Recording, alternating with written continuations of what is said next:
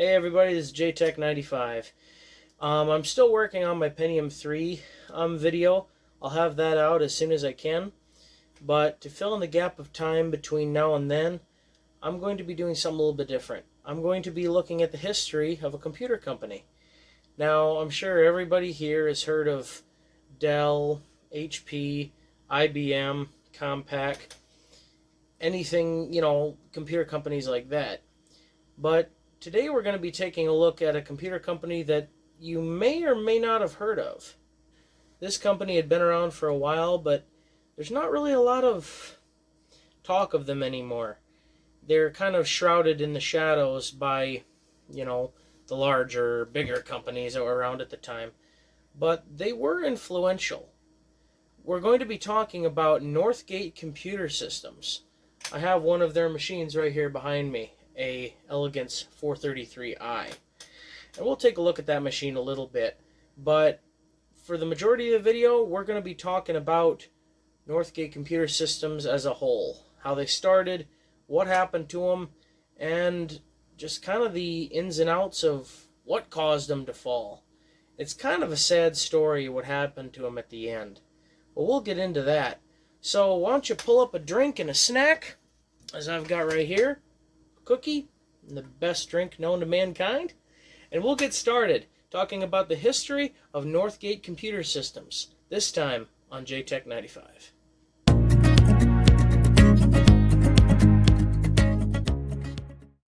In the year of 1987, Northgate Computer Systems was born in Eden Prairie, Minnesota, and its founder was a man with a vision named Arthur Lazier. During the late 1980s and early 1990s, people were getting pretty upset about the high prices they were paying for systems from companies like IBM and Compaq that sold through dealers, so they started opting to buy their personal computers from a catalog instead. Arthur took advantage of this by selling his Northgate computers through mail-order catalogs to small businesses and users. By cutting out the middleman, Northgate was able to sell their machines and peripherals at a much lower price and establish a name for themselves in the market. The company was renowned at the time for its excellent quality systems and its line of OmniKey keyboards. The OmniKeys were often compared to IBM's Model M keyboards and were considered to be some of the finest in the industry.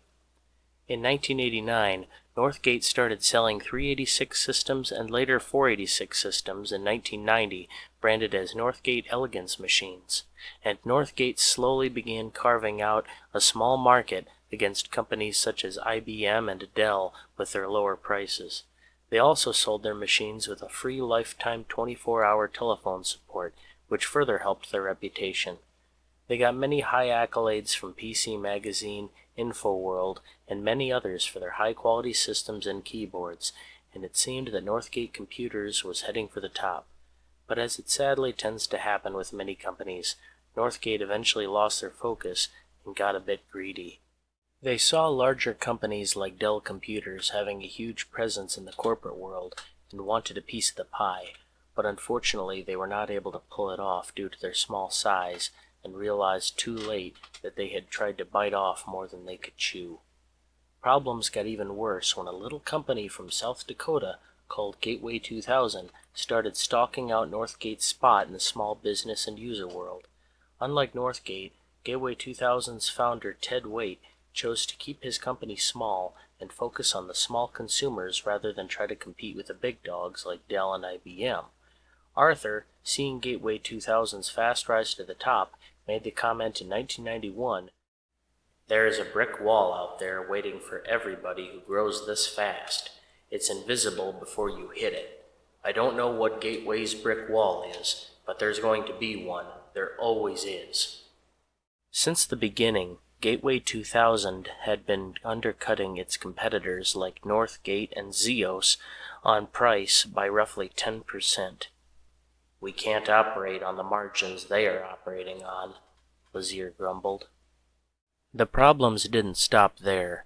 Between August and September of 1994, the companies Milex Corporation, Teco Information Systems, and Ziff Davis Publishing Company filed a Chapter 7 petition against the company, claiming that Northgate owed them a combined $7.5 million. $4.6 million of that amount was owed to Milex Corporation, which was selling motherboards to Northgate starting in 1991. And to add insult to injury, the landlord of Northgate's Eden Prairie building canceled their lease, and they were forced to move to a new building. Later, in December of 1995, Northgate announced the reorganization plan with its creditors, which paid 19 cents on the dollar to cover $16 million in unsecured debts. The funding was supposed to come from a percentage of their computer sales. Northgate ended up being purchased by LAN Plus in 1997, and in the early 2000s, LAN Plus merged with the McGlen Internet Group and operated under the Northgate name. In a strange twist, it was announced in 2003 that Northgate-branded computers were to be sold through 7-Eleven convenience stores. While the machines weren't actually sold over the counter, customers were given brochures with code numbers on them, and then the customer could log on to 7-Eleven's website and order Northgate computers using that code. Obviously, this plan was not well thought out, as I would imagine most people would not take the idea of a convenience store selling computers very seriously. And in 2005, Northgate announced on their website, "Dear valued Northgate customer, as of April 25, 2005, Northgate Computers will close its operations to all customers. Northgate will no longer supply any type of warranty services, inclusive of technical phone support. If you have sent any product back for repair or replacement, that product will be shipped back to you with options on how to repair your product or obtain technical support. We apologize for the inconvenience and thank all our customers for their support in the past."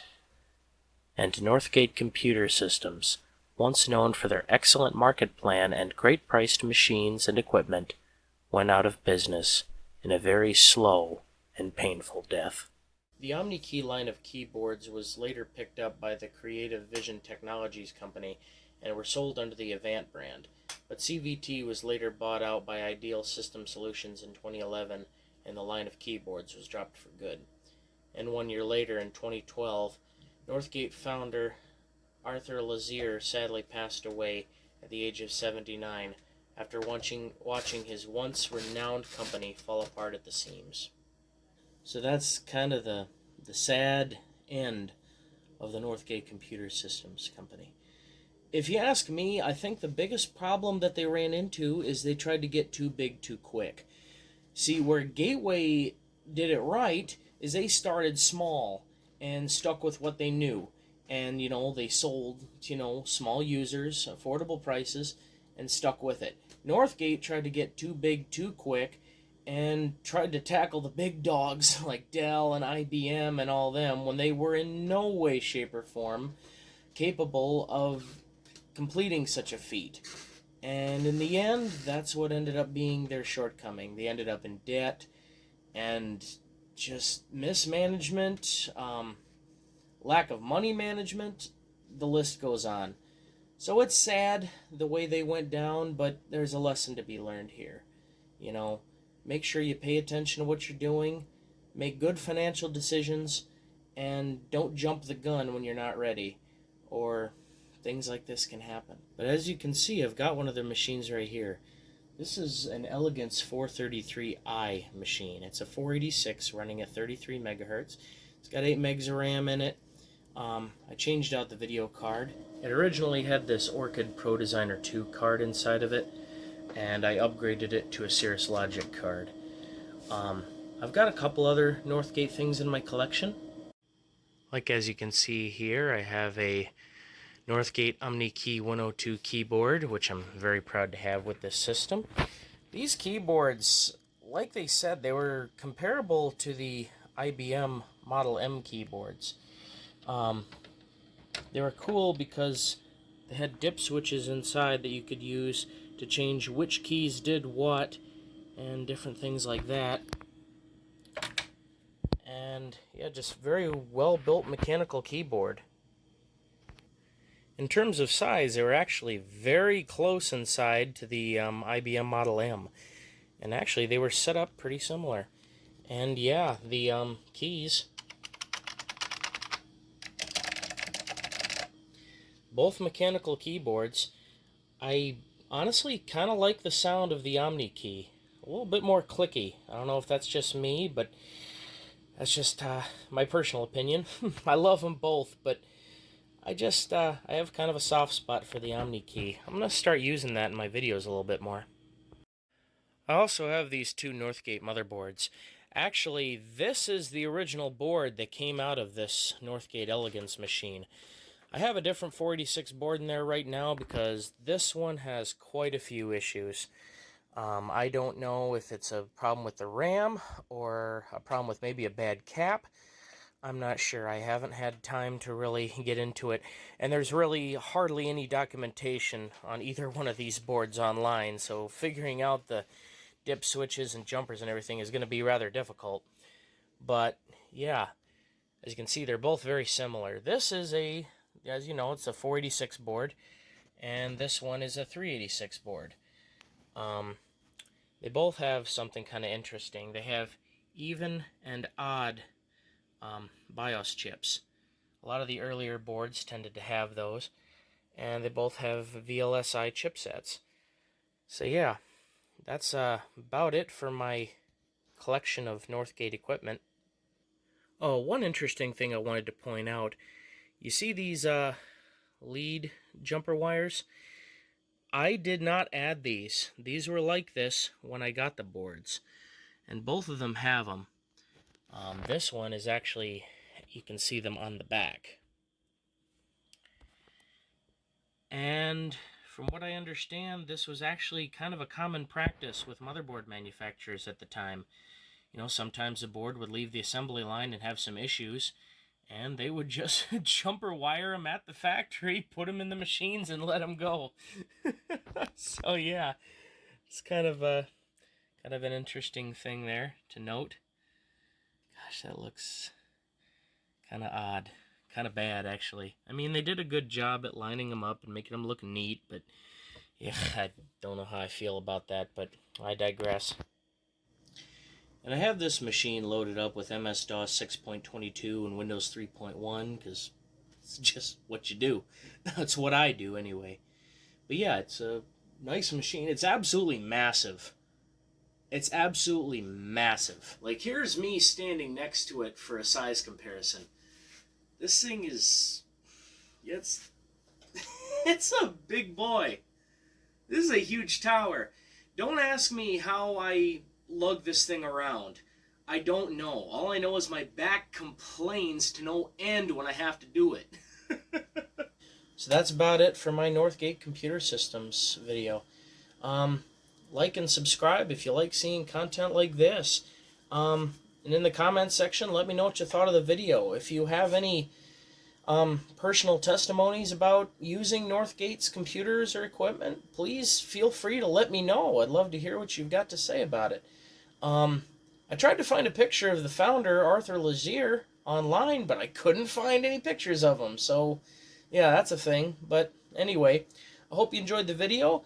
Stay tuned for next time when we're going to be looking at that Pentium 3. Still working on that video. Haven't forgotten about it. Just working on getting the last few little parts in to get it all set and fixed and running. So anyway, thank you all so much for watching, and I'll see you all next time. Bye-bye.